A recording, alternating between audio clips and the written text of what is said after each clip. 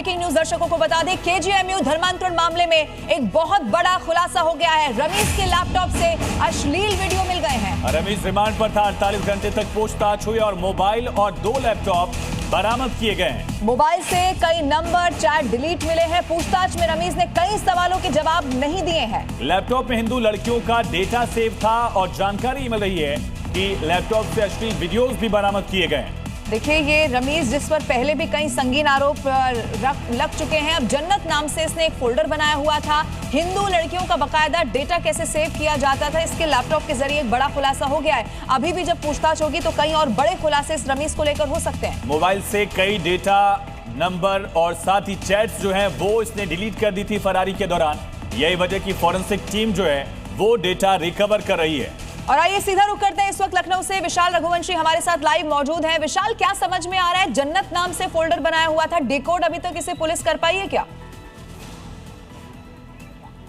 देखिए, रमीज से जो पूछताछ चल रही थी वो पूछताछ खत्म हो गई है। रिमांड की जो अवधि 48 घंटे की थी वो खत्म हो गई है। और सबसे महत्वपूर्ण है कि रमीज ने इस दौरान कई चीज़ों की जानकारी दी है। खासतौर से 2 लैपटॉप बरामद किए गए हैं, एक फ़ोन बरामद किया गया है। इसके साथ साथ उसने एक जन्नत नाम का एक फोल्डर बना रखा था जिसमें तमाम अश्लील वीडियोज़ थे। यहाँ तक कि अपनी पहली पत्नी के वीडियोज़ जो है वो उसमें थे। इसके साथ साथ कॉन्टैक्ट नंबर थे और तमाम ऐसे डेटा थे जो ये कहा जा सकता है कि जिसके आधार पर कि रमीज धर्मांतरण का एक पूरा गैंग चला रहा था और उसके लिए उसने कई चीज़ों का प्रयोग किया था। इसके साथ साथ वो मेडिकोस ग्रुप पर शांत रहा। 48 घंटों में करीब 120 से ज़्यादा सवाल पूछे गए उसके, लेकिन इन तमाम सवालों में उसने सही जवाब नहीं दिया। ऐसे में ये माना जा रहा है कि जल्दी एक बार फिर से इसको रिमांड पर लिया जाएगा। हालांकि आज रिमांड की अवधि 1 बजे खत्म हो रही थी। ऐसे में रिमांड की जो पूछताछ है वो खत्म हो गई है और उसको जेल में दाखिल कराया जा रहा है। लेकिन अभी रमीज मामले को लेकर कई और खुलासे होने हैं। ये जन्नत ग्रुप क्या था और कब इसने बनाया था? 13 साल का इसने जो डेटा पूरा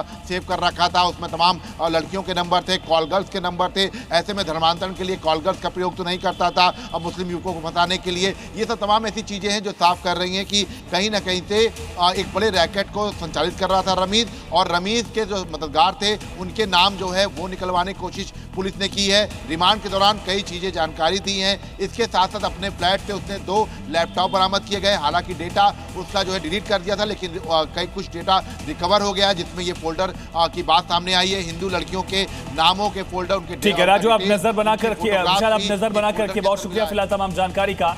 आज रिमांड खत्म हो गई है, बड़ी अपडेट है।